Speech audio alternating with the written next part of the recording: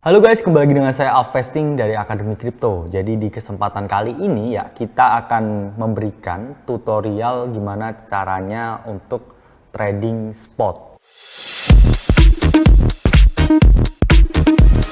Jadi di sini saya akan menjelaskan ya teman-teman, pada dasarnya market kripto itu ketika kita berbicara ya terminologi trading itu ada dua jenis market. Satu adalah market spot dan kedua adalah market derivatif.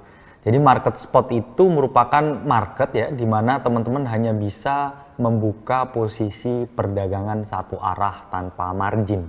Jadi ketika teman-teman mau berinvestasi, mau swing trading atau istilahnya holding suatu koin tertentu, teman-teman itu masuknya di pasar spot. Jadi teman-teman bisa memperoleh keuntungan ya ketika harga suatu aset itu naik. Jadi konsepnya ya di sini buy low and sell high. Tapi ya ketika teman-teman ingin ya memperoleh keuntungan dua arah, itu teman-teman bisa masuk ke dalam pasar derivatif.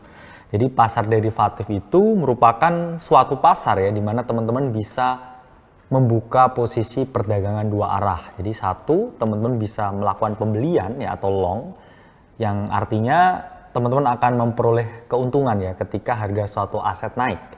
Tapi teman-teman juga bisa membuka posisi penjualan atau short. Jadi ketika harga suatu aset turun ya teman-teman akan memperoleh keuntungan. Itulah mengapa ketika teman-teman trading ya di dalam pasar derivatif itu ada yang namanya margin ya atau leverage. Jadi pada dasarnya teman-teman memperjualbelikan suatu kontrak ya. Jadi ada dua terminologi yang harus teman-teman pahami ya. Jadi ketika teman-teman trading di pasar spot ya, dalam tanda kutip ya, quotes on quotes, teman-teman itu punya barangnya ya. Barangnya itu ada di dalam kantong teman-teman. Tapi ketika teman-teman leverage trading itu teman-teman meminjam ya dengan cara ya memperjualbelikan ya suatu kontrak derivatif. Sehingga dalam tanda kutip ya, quotes on quotes, itu nggak ada barangnya ya, sehingga teman-teman harus memahami kalau kita lihat ya dari perspektif ya mungkin moral ya dan juga terkait dengan regulasi ya dan lain sebagainya, pasar spot yaitu di Indonesia itu sudah terregulated dan di sini salah satu platform trading spot ya yang bisa kita gunakan itu ada banyak ya, ada Indodax ya, teman-teman bisa gunakan toko kripto ya, teman-teman bisa gunakan Reku ya, teman-teman bisa gunakan platform yang lain juga. Namun di sini ya kita akan memberikan contoh itu cara menggunakan Indodax. Kenapa? Karena Indodax sama ya seperti platform lain, ini simple dan juga interface-nya itu easy to use. Jadi yang kita lihat ya, ini adalah laman ya utama dari Indodax. Jadi ketika teman-teman mau ya mendaftarkan diri untuk trading kripto, itu langkahnya sangat mudah sekali dan butuh waktu ya kurang dari 10 menit ya. Jadi pertama teman-teman di halaman utama nanti klik daftar ya, kemudian masukkan email dan juga password. Kemudian setelah itu teman-teman konfirmasi ya, setelah teman-teman konfirmasi ya, teman-teman nanti diminta ya KYC ya. KYC itu adalah know your customer. Jadi teman-teman menyerahkan ya identitas dan juga data dari teman-teman punya ya. Karena ini pasar spot ya melalui centralized exchange, salah satunya Indodax, ini relatif lebih dalam tanda kutip yaitu terregulasi ya dan juga safe, sehingga teman-teman harus ya menyerahkan data yang teman-teman miliki. Itu bedanya ketika teman-teman menggunakan CEX atau centralized exchange. Tapi kalau teman-teman menggunakan decentralized exchange, itu teman-teman tidak perlu ya melakukan KYC atau know your customer. Jadi di sini ketika teman-teman sudah diverifikasi akunnya, teman-teman bisa melakukan deposit. Jadi deposit itu apa? Deposit itu proses memasukkan uang ya, uang fiat yang kita miliki ya ke dalam exchange kripto ya. Kalau withdraw itu kebalikannya. Kalau withdraw itu teman-teman mencairkan kripto yang teman-teman punya ya untuk jadi fiat yang ditransfer ke bank akun teman-teman semuanya. Cara untuk teman-teman bisa deposit ya. Jadi teman-teman bisa ya deposit itu dua cara, yaitu satu, teman-teman menukarkan fiat ya untuk masuk ke dalam exchange. Yang kedua, teman-teman bisa ya transfer USDT ya atau kripto dari wallet lain ke centralized exchange atau di sini pakainya bisa Indodax. Nah, sekarang kita langsung masuk ya ke bagian tutorial tradingnya. Jadi sebelum saya menjelaskan ya gimana cara tradingnya, di sini ada dua tempat ya yang harus teman-teman perhatikan di dalam akun yang teman-teman miliki. Itu adalah satu wallet, yang kedua adalah marketplace. Wallet itu apakah ya? Wallet itu adalah dompet ya, atau dompet kripto yang teman-teman miliki. Karena kan saya bilang ya tadi, kalau teman-teman trading di pasar spot itu kan teman-teman punya dompetnya ya. Apa nih fungsinya dompet di dunia nyata ya? Kan naruh uang ya.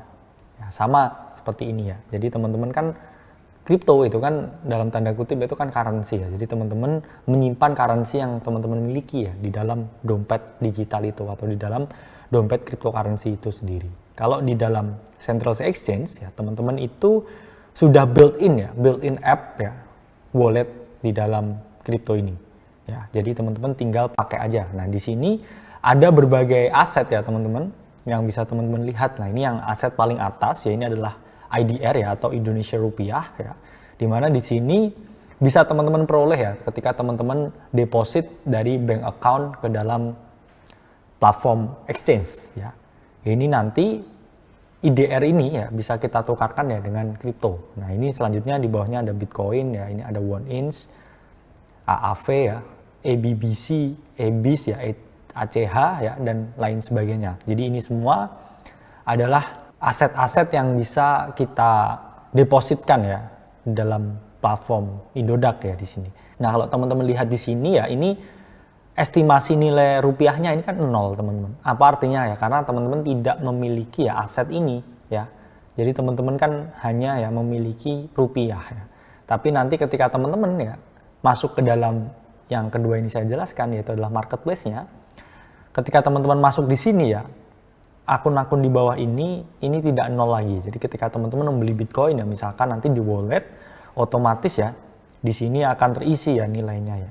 Karena di sini kan misalkan saya punya estimasi nilai rupiah itu 10 juta. Ketika saya beli Bitcoin senilai 10 juta ya, di wallet ini rupiah saya nanti akan jadi 0, dan juga nilai dari Bitcoin saya akan menjadi 10 juta.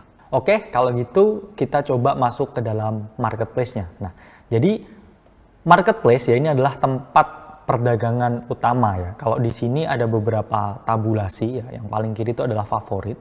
Ini nanti ketika kita favoritkan ya koin-koin tertentu, kita bisa kasih flag seperti ini. Nah, ini bisa masuk di dalam favorit. Jadi fungsinya favorit ini adalah suatu watchlist ya. Jadi ketika teman-teman lihat ya ada suatu misalkan aset yang menarik ya, misalkan saya lihat ini aset yang menarik, saya bisa flag ya, dan kemudian saya bisa perdagangkan di kesempatan yang selanjutnya ya. Misalkan saya mau trade ada ketika ada harganya di rentang sekian. Nah, ini jadi teman-teman bisa kasih favorit ya, atau di sini teman-teman kasih flag ya. Nah, kemudian di sini ada IDR markets ya, di mana pair-nya ini adalah /IDR. Ini maksudnya apa Kak? Jadi ketika di sini teman-teman membeli ya Bitcoin ya dengan pair ya Bitcoin/IDR ya, ini artinya teman-teman membeli Bitcoin ya dan juga menukarkan IDR atau menjual IDR yang teman-teman punya.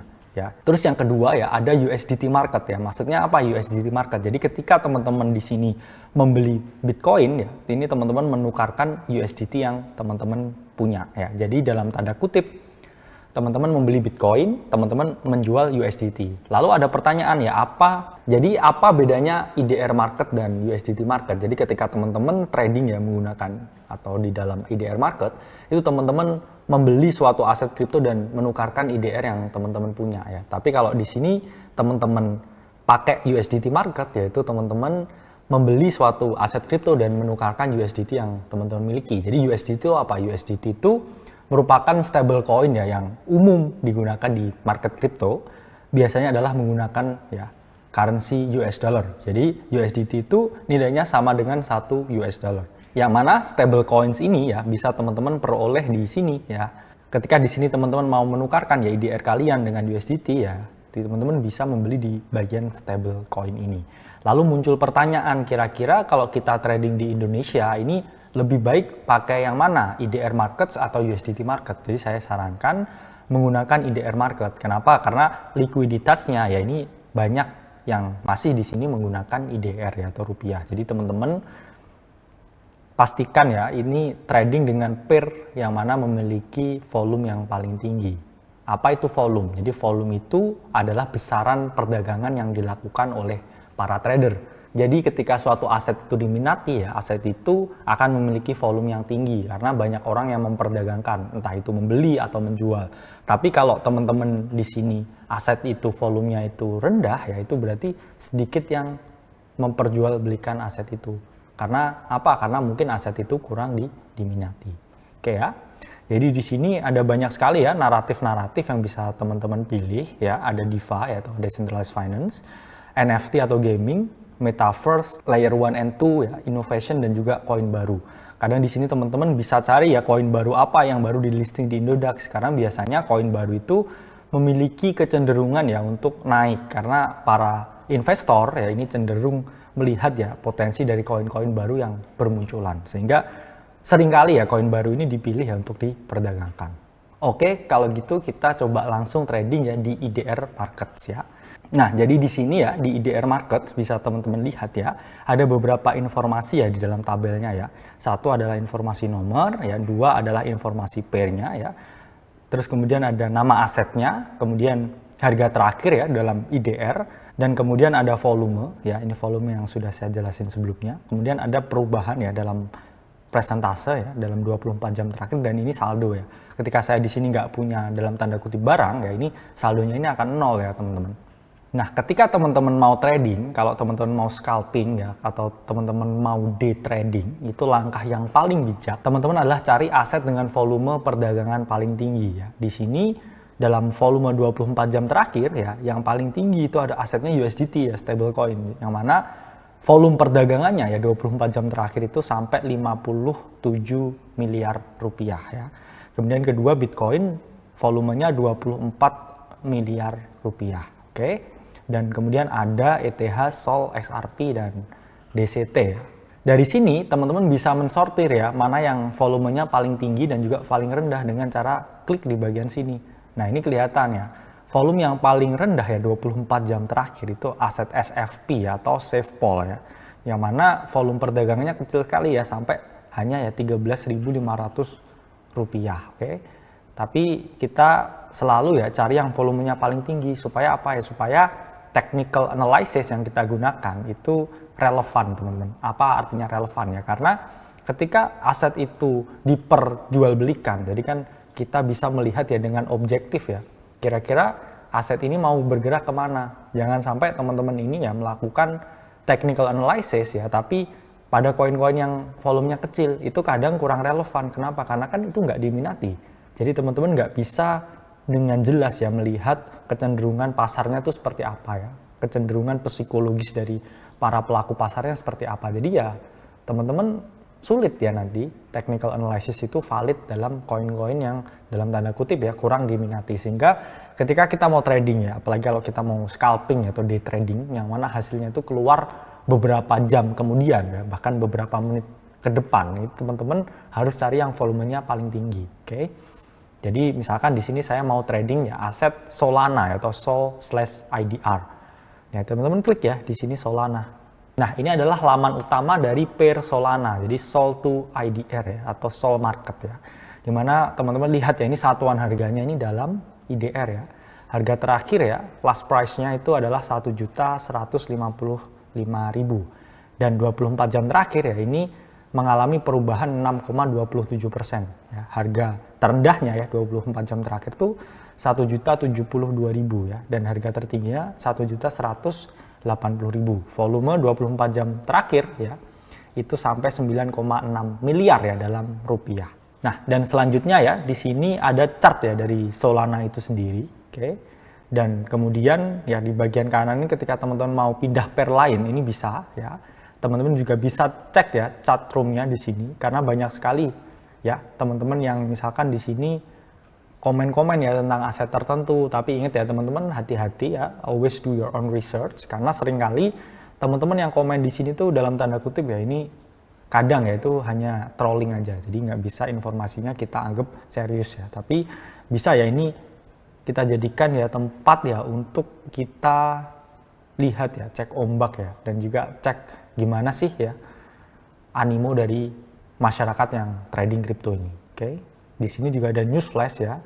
Ini tidak terkait ya dengan news tentang Solana ya, tapi overall ya dari platformnya itu sendiri.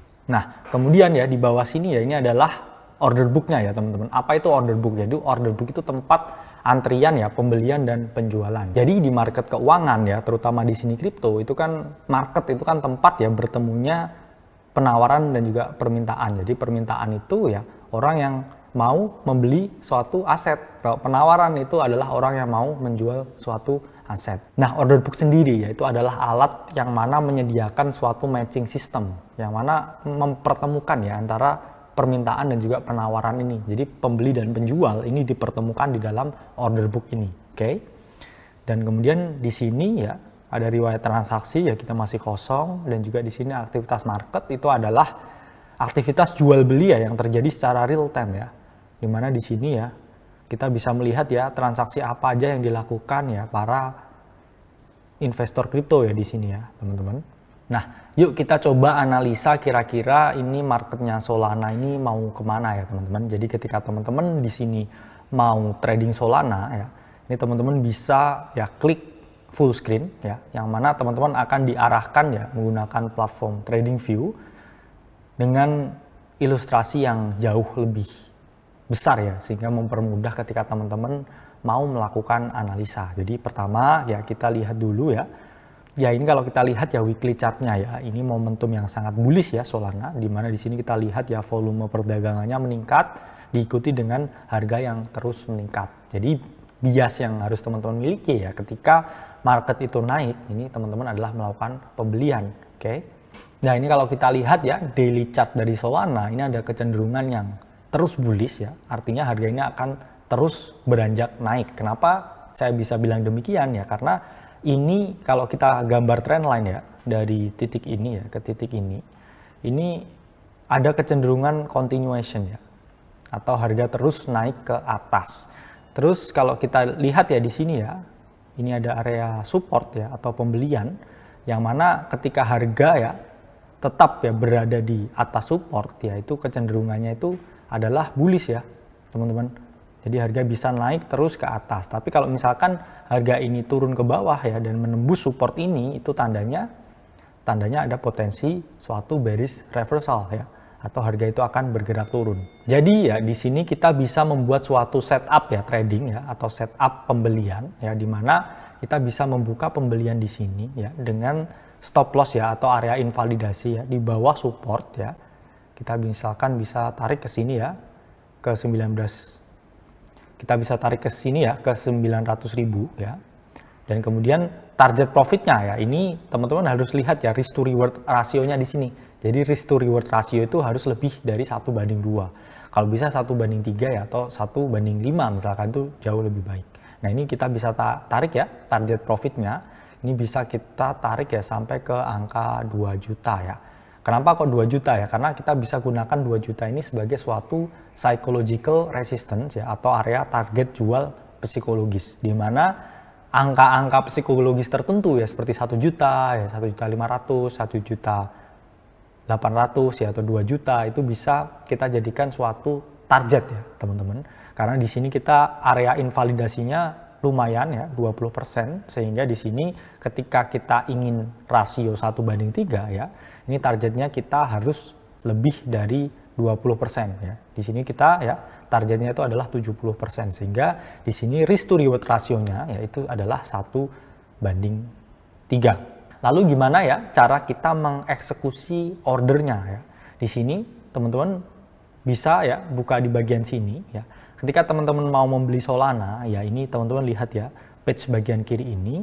Kalau teman-teman udah dalam tanda kutip punya barang, teman-teman mau jual Solana, ini di bagian kanan sini. Oke. Jadi ketika teman-teman mau membeli ya, itu ada 3 sistematika yang bisa teman-teman gunakan ya. Satu, teman-teman bisa pakai limit order. Kedua, teman-teman bisa pakai market order. Yang ketiga, teman-teman bisa pakai stop limit order ya. Jadi limit order itu apa? Jadi limit order itu ketika kita menghendaki ya membeli harga dalam tanda kutip ya.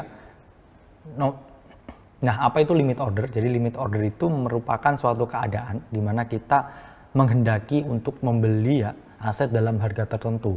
Tapi balik lagi, karena itu kehendak kita ya, kadang market itu memberikan ya apa yang kita inginkan ya, sehingga kadang limit order ini ya dalam tanda kutip ini tidak dapat ya, karena kan kita akan antri di sini ya, kita antri di order book ya. Ketika kita mau misalkan membeli Solana ya dalam harga 1 juta ya 150.000, oke. Tapi ternyata di dalam order book ya harga kita itu nggak dijemput ya, karena nggak ada yang mau jual dengan harga yang kita inginkan, sehingga kita ya nggak bisa dapat barang, oke. Itu kalau kita pakai limit order. Tapi kalau di sini kita pakai market order, itu kita secara otomatis ya akan dapat barang dalam tanda kutip ya. Karena apa ya? Karena secara otomatis ya sistem ini memberikan match yang terbaik ya, atau kita akan dapat barang dengan dalam tanda kutip ya harga terbaik. Terus stop limit ini apa ya? Stop limit ini adalah suatu fitur ya yang bisa kita pilih ya ketika kita mau membeli dalam limit ketika harga ini reach suatu price level tertentu ya. Jadi order kita ya akan tertrigger ya ketika harga ini bergerak ya ke dalam arah tertentu, oke. Tapi untuk mempermudah ya di sini tutorialnya ya, dan juga karena jumlah estimasi aset ya ini tidak terlalu banyak ya dalam contoh ini, kita bisa coba ya pakai market instant, oke. Dimana di sini ya teman-teman bisa sesuaikan ya glidernya ini jumlah yang ingin teman-teman investasikan ya. Misalkan ini saya mau 50% ya, berarti 50% dari 10 juta yang saya miliki itu adalah 5 juta. Ini bisa ya teman-teman gunakan ya untuk membeli Solana. Kemudian saya klik ya di sini, oke.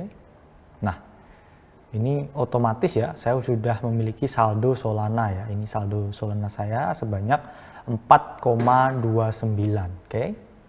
Jadi otomatis ya ini saya sudah punya barang ya. Sehingga selanjutnya ya teman-teman bisa ya pasang stop loss-nya ya, atau jadi di sini teman-teman bisa pasang stop loss ya, dalam tanda kutip ada 2 stop loss ya, hard stop ya atau soft stop ya. Kalau soft stop ya teman-teman nggak perlu ya pakai stop loss dalam sistem, jadi teman-teman pantau harganya setiap hari, baru kalau dia misalkan tembus ya dari titik ini ya teman-teman bisa melakukan stop loss secara manual atau menjual aset secara manual. Tapi teman-teman di sini ya juga bisa ya put stop loss ya dengan cara di bagian stop limit, oke.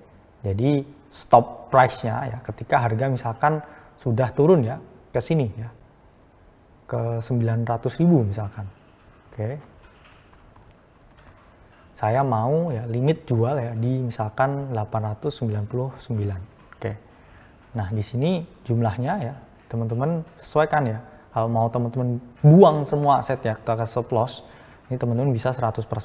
Oke, teman-teman klik di sini place order. Nah, jadi di sini ya teman-teman sudah terpending ordernya ya. Jadi teman-teman bisa lebih santai ya ketika teman-teman pakai hard stop. Jadi teman-teman tidak perlu mantengi harga tiap hari karena otomatis stop loss ini akan tertrigger ya ketika harga itu sudah mendekati price point tertentu. Oke teman-teman, itu adalah tutorial ya ketika teman-teman mau trading spot ya menggunakan platform Indodax.